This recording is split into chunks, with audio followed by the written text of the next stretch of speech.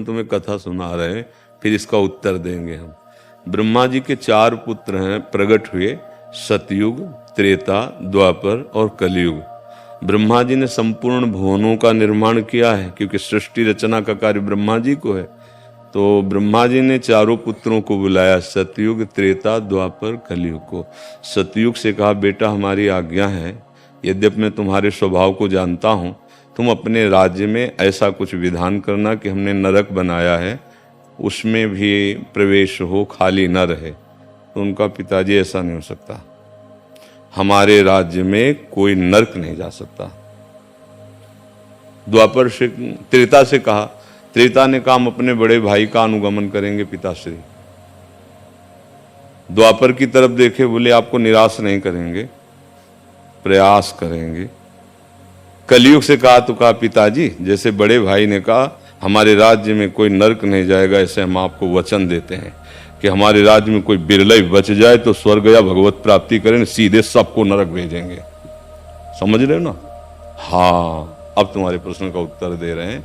हम कलयुगी प्राणी केवल इसी की प्रधानता रखते हैं, जहाँ शास्त्र आज्ञा करता है उसको रोनने वाले इन मूर्ख, जिनकी मूढ़ता बढ़ी हुई है, इन मूर्खों की बातें प्रमाणित थोड़ी हैं। अब इनकी जो दुर्गति होगी वही तो है जो कह रहे नहीं कुछ नहीं, पाप नहीं है, मनोरंजन है। समय आएगा, समय मैं कहता हूँ भगवान से डरो, लेकिन हाँ नहीं, किसी को समझाओ मत, आप समझ जाओ प्यारे। ये राक्षस बुद्धि वाले तुम्हारी समझ में, जो तुम्हारे द्वारा ये दैवी शक्तियां हैं, केवल भगवान की सृष्टि की सृजन के लिए तुम्हारी अर्धांगिनी बनी हुई है, तुम्हारी बेटी बनी हुई है, तुम्हारी माँ बनी हुई, तुम्हारी बहन बनी हुई। एक जो girl friend, boy friend, live in relation, ये जो सब गंदी बातें चली है ना, ये धर्म की धज्जियां उड़ा रहे हैं। महाराज जी शादीशुदा लोग हैं वो, फिर भी आप ऐसे करते हो तो पाप है ना वो। अरे भाई, हम कह रहे अपनी पाणी ग्रहण की हुई पत्नी के सिवा कहीं भी गंदी दृष्टि नहीं रखनी चाहिए। अब क्या है, इन विषयों पर हम नहीं जाना चाहते, हम केवल प्रभु की चर्चा करना चाहते हैं। और हम इसलिए थोड़ा इस विषय पर उतर जाते हैं कि अब आप ही लोग तो प्रभु के मार्ग में चलोगे, तो अगर आप ये बात नहीं समझोगे कि गलत है, निश्चित समझ लो, चाहे स्त्री हो या पुरुष, जो धर्म विरुद्ध आचरण करेगा उसको भोगना ही पड़ेगा, अवश्य में भोक्तव्यम। जितने भी तुम कर्म कर रहे हो ये नष्ट नहीं हो रहे, ये जमा हो रहे हैं, ये तुम्हारे नष्ट करने के लिए अवसर खोज रहे हैं, फिर तुम्हें नष्ट करेंगे। देखो, अनंत जीवों, अनंत योनियों में भटकते हुए आज हमें मनुष्य जन्म मिला है। तो जो हमारे पास कर्म पूंजी जमा है गंदी, उसको आग लगा दे, ना कि और कमाई करके गोदाम भर ले। अब ये मूर्खतावश समझा नहीं जाता ना, इसलिए पहली बात तो तुम्हें धन्यवाद देते हैं कि आप वाणी सुन करके इस गंदे आचरणों का, गंदे आहार का त्याग कर रहे हैं। पर आप ऐसी आशा मत रखें कि आपके उपदेश से आपके मित्र सुधर जाएंगे, वो आपको भी बिगाड़ने की कोशिश करेंगे। तो अपने को सुरक्षित रखने के लिए कुसंग का त्याग करो। उनको सुधारने की भावना तब तुम्हारी दृढ़ होगी जब पहले तुम बहुत अच्छे हो जाओ। तुम अच्छे हो जाओगे ना, फिर तुम्हारे आचरण देख। अच्छा, इसमें यह भी बात है, आप अच्छाई पे शुरू हुई हो, पीछे बुराई रही, उसका फल दुख आएगा। तो घबरा के छोड़ मत देना कि जब से अच्छाई में लगे तब से हमारा सब गड़बड़ होना शुरू हो गया। ऐसा मतलब हो सकता है विधान, क्योंकि मान लो क्रम सुख का चलता रहा, अब पाप कर्म का क्रम आ गया और आपने अच्छाई शुरू कर दी, अब वो क्रम तो भोगना पड़ेगा। तो आपको लगेगा जिस दिन से हमने सब छोड़ा उसी दिन से मुसीबत में फंस गए। ये माया उल्टी बुद्धि सिखाती है। भैया, ये माता बहनें ऐसे दृष्टि से जो देखता है, हम फिर बार बार कहते हैं, त्रिभुवन में किसी की ताकत नहीं थी कि रावण को हरा सके। केवल यही दिमाग, यही जो तुम दिमाग बोले ना, मनोरंजन है। तो मंदोदरी छाती पीट के कहती, रहा न को कुल रोवन हारा। केवल इसी बात ने, दुर्योधन महाबली भगवान बलराम जी का चेला था, कोई ऐसी वैसी बात नहीं थी।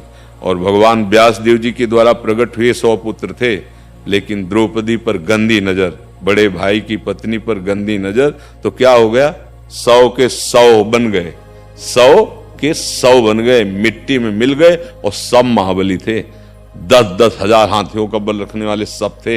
ऐसे कोई साधारण एक हाथी को बस में करके दिखाओ, 10,000 हाथियों का बल रखने वाले, लेकिन एक दोस्त ने मिटिया मेट कर दिया, नहीं कर दिया। अब ये जैसे बातुल भूत विवश मतवारे, ते नहीं बोले बचन विचारे, तिन कर कहा सुने।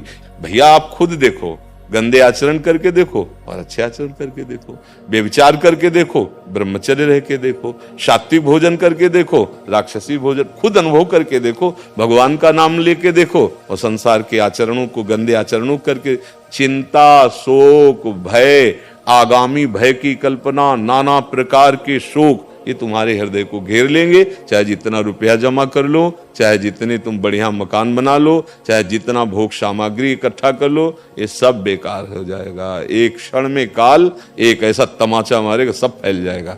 इसलिए अच्छे आचरण करो, अच्छा भोजन करो, नाम जप करो, गृहस्थी में हो, काम वेद ना आवे, अपनी पत्नी को पाणी ग्रहण जिससे किया उससे पत्नी को चाहिए कि भगवान ने जब संयोग बनाया तो अपने पति पर ही अपनी वृत्ति सीमित रखे।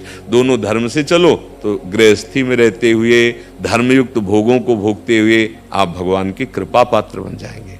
मनुष्य जीवन का केवल इतना ही फल नहीं कि राक्षसों की तरह, इसीलिए अब सही पूछो तो उपदेश देने का समय नहीं रह गया है। भजन करो, अपना काम बना लो, क्योंकि संसार पर ऐसा नहीं है कि सब एक ही तरह के हो। बहुत से भाई लोग ऐसे आके कहते हैं, जैसे आप कह रहे हैं कि हमने शराब छोड़ दिया, गंदे आचरण छोड़ दिए, अब हम नाम जप करें, तो थोड़ा हमारे को तसल्ली मिलती है कि हमारा बोलना, हमारा बैठना, जीवन हमारा सार्थक है। अगर 4 लोग बदल गए तो हमारा जीवन सार्थक। बस इतने के लिए बकाया हिम्मत नहीं रह गई है कि हम उपदेश करें, क्योंकि ऐसी नींव पड़ती चली जा रही है। बोलो, बच्चे बच्चियां ऐसी आदतों में फंसते चले। नई अवस्था जहां स्वास्थ्य बनाने की है वहां स्वास्थ्य बिगाड़ा जा रहा है। नशा कोई स्वास्थ्य बनाता है क्या?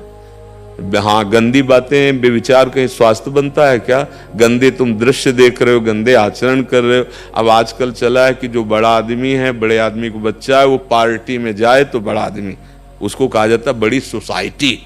और सोसाइटी में क्या हो रहा है? सब घटिया वाली बात हो रही कि नहीं हो रही? शराब पीना, नाचना गाना, इधर उधर छूना, देखना सुनना, गंदे आचरण, यही तो है ना पार्टी।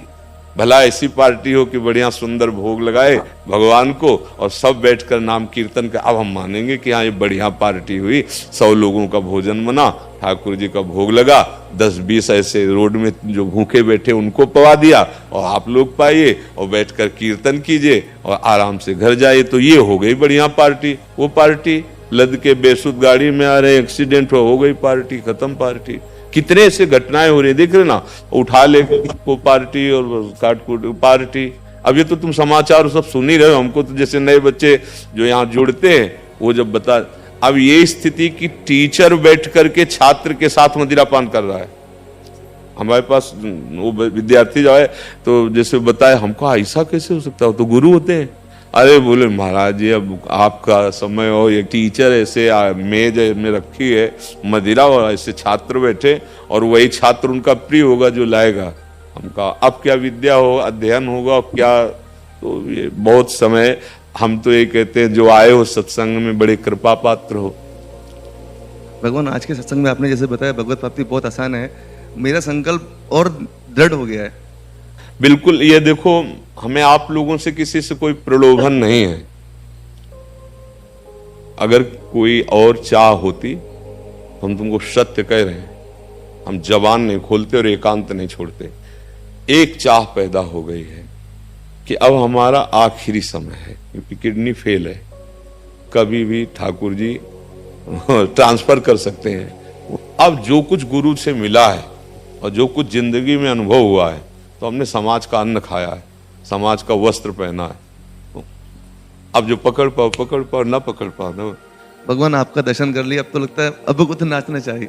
हम इसीलिए केवल बोलते हैं भैया कि आपका जीवन बदल जाए, और हम सत्य कहते हैं। अगर आप श्रद्धा से स्वीकार कर लोगे तो ये प्रवचन नहीं है, भूत की तरह तुम्हारे ऊपर वचन चढ़ जाएंगे, क्योंकि हम वही बोलते हैं जो गुरु कृपा से यहाँ है, नहीं तो फिर नहीं। और तो वचन जो है ना वो चढ़ जाएंगे तुम्हारे ऊपर, जब जाओगे तो गूंज जाएगा तुम्हारे दिमाग में। तो भैया इन गंदे बातों को अपने हृदय में मत रखो।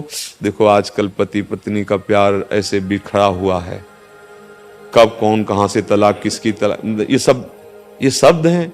अरे एक बार दोस्ती का हाथ मिला लिया तो एक दूसरे की गलतियों को माफ करते हुए अपनी जिंदगी का निर्वाह करते हुए आनंद पूर्वक रहो। लड़ाई झगड़ा ये आज इससे कल उससे, मन फिर क्या जीवन रह जाएगा। चलो यौवन अवस्था है या एक अवस्था और आएगी वृद्धावस्था, फिर क्या होगा?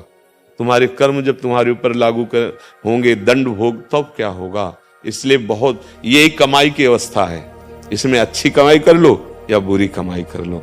और देखो, एक अनुभव की बात कहते हैं, जैसे हमने जीवन में कभी बंदूक नहीं चलाई है, तुम्हारे सामने रख दीजिए, हम उसको चला ही नहीं सकते। ऐसे जीवन में तुमने भजन नहीं किया है तो पक्की बात समझो, बुढ़ापा में माला रख लो, चंदन लगा लो, सब कुछ कर लो, भजन नहीं होने वाला, क्योंकि अंदर का अभ्यास संसार का है ना, वो ऐसे ही चलेगा। अब जिसने अभ्यास किया है तो 1 सेकंड में लक्ष्य पे गोली मार देगा, क्योंकि उसने अभ्यास किया है। हमने अभ्यास नहीं किया। अगर आपने जीवन में भजन का अभ्यास किया है तो फिर वृद्धावस्था में और भजन होगा कि भैया अब हम तो छुट्टी और खूब राधा राधा राधा। और जो सोचते जवानी में पापाचरण कर लो, बुढ़ापे में भजन करेंगे तो नहीं होगा, क्योंकि पापवंत कर सहज स्वभाव, भजन मूर्ते भाव न खाओ। समझ में आया भैया? सुमन दास जी। राधे राधे। राधे राधे महाराज जी, आपके चरणों में कोटि कोटि प्रणाम। महाराज जी, हम इंद्रियों को कैसे जीतें? अगर हम हठ पूर्वक इंद्रियों को विषय भोगों से रोकें तो भी मन बार बार विषयों का चिंतन करता है, इससे भी क्या हम दंभी या मिथ्याचारी कहलाएंगे? ऐसा क्या करें महाराज जी, मन विषयों की तरफ किसका ना जाए? प्रश्न है बच्चा? पहला शब्द है त्याग, फिर दूसरा शब्द है वैराग्य, फिर तीसरा शब्द है उपरति। पहले शब्द में शांति शब्द का प्रयोग भगवान ने कह दिया, त्यागात शांति अनंतरम। त्याग का स्वरूप होता है कि जैसे हम गृहस्थ हैं, हमारे पास वो जो व्यवस्था भगवान ने दी है और उस व्यवस्था में हम संतुष्ट हैं, इंद्रियों से भोग रहे हैं, वो भजन में बाधक नहीं होगी। अब अगर हमारी इंद्रिय कहीं और जा रही, अब उसे शासन में लेना है। चाह रहे हैं हम, पर करेंगे नहीं। हमारे अंदर भोगों की चाह है पर हम गलत नहीं जाने, इसका नाम है त्याग। वो अंदर से भोग लालसा है पर बाहर से हम अधर्म आचरण नहीं करेंगे, इसका नाम त्याग है। मतलब धर्म पूर्वक भोग भोगने के लिए मना नहीं किया गया है, ये भी बात समझो। गृहस्थ धर्म में धर्म पूर्वक विषयों का सेवन करना अनिवार्य है। विरक्त मार्ग में किसी भी तरह से विषयों का सेवन करना अनिवार्य नहीं रखा गया, वह निषेध रखा गया है। समस्त विषयों का त्याग करके केवल प्राण आहार का पोषण और शरीर ढकने के लिए वस्त्र और रात दिन भजन और उसका फल जगत मंगल, तभी तो संत जगत पूज्य होते हैं। मान लो आप लोग सब आके सर झुकाए तो किस बात के लिए सर झुकाए हो? इसके लिए थोड़ी कि हम पीला और लाल ये पहने इसलिए, नहीं, इसके लिए नहीं झुकता। सर इसलिए झुकता है कि जो वहां हम फिसल गए वहां तुम पास हो गए और तुम निरंतर भजन करके हम सबका मंगल कर रहे हो, इसलिए हे देव हम आपको प्रणाम करते हैं। इसीलिए संतों कोई भी हो, चाहे राष्ट्र का कितना भी बड़ा पदाधिकारी, संतों को तो ऐसे करता है ना, तो क्या उनका पद क्या है? वो तो बड़े पदों में जगत के माननीय पद हैं, लेकिन उनका परम पद है, क्योंकि वो भगवान में निरंतर चित्त लगाए हुए जगत मंगल करते रहते हैं। तो हमारी इंद्रियां तभी कब्जे में होंगी, पहले उनका हम क्रम समझें। बुद्धि सबसे श्रेष्ठ है, उसके नीचे मन है, मन के नीचे इंद्रियां हैं। पर उल्टा हमारा हो गया कि बलवान सबसे ज्यादा विषय हो गया।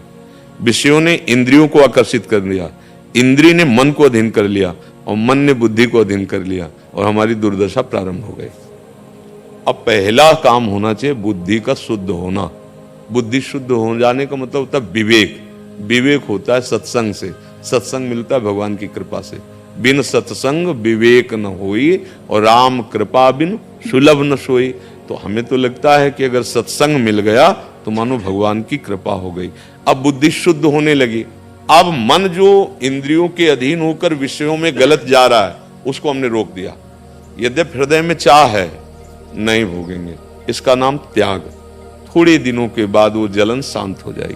जैसे इसका अनुभव है, एक बार आया 100% और आपने कोई भी स्वागत सम्मान उसका नहीं किया, आप अपने भजन में लगे हुए, भारी जलन भारी विक्षेप, अगली बार आएगा 90%, फिर उतरता चला जाएगा 88, 87, 86।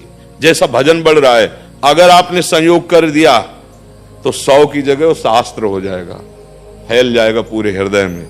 और ये मनुष्य की बुद्धि निर्णय गलत देती है, यार जलन हो रही है, अगर हम ये चीज खा लेते हैं, भोग लेते हैं तो शांति मिल जाएगी। और भगवान कह रहे त्यागात शांति अनंतरम, और हमारी बुद्धि हमको सिखाती है भोगात शांति अनंतरम। तो वो दम्भ नहीं कहा जाता, वो त्याग कहा जाता है। दम्भ उसे कहा जाता है कि बाहर से किसी ने हमको रोटी दाल सब्जी, हम तो फलाहार करते हैं और एकांत में जाके कचौड़ी पकौड़ी और समोसा और चख पाए, हम तो केवल दूध का, उसे कहते हैं दम। समझो, उसे कहते हैं दम कि बाहर से यार कुछ और है, अंदर से तुम्हारे कुछ और। इसे दम्भ नहीं कहते, इसे त्याग कहते। उसने प्रथम सीढ़ी पे पैर जमाया कि भोग की इच्छा है पर मैं अधर्म आचरण के भोग नहीं भोगूंगा। अब इसके ऊपर आगे जब उसकी वृत्ति भजन के प्रभाव से बढ़ी तो उसे कहते हैं वैराग्य। अब भोग सामग्री नजदीक है, सुविधा भी है कि बिल्कुल भोग लो, पर वो राग रहित है, अंदर से इच्छा नहीं है भोगने की, उसे वैराग्य। और उपरति, ये भोग सामग्री, इसकी स्मृति भी खत्म हो गई, उसे उपरति को प्राप्त हुआ महात्मा भगवत साक्षात्कार के योग्य होता है। तो समझ रहे ना, उसे दम्भ नहीं कहते और रोकना ही चाहिए। और जिन्होंने नहीं रोका तो जेलें भरी हैं, अस्पताल भरे, उन्हीं पाप कर्मों का फल भोग रहे हैं और नरक भरे हैं। जैसे लोग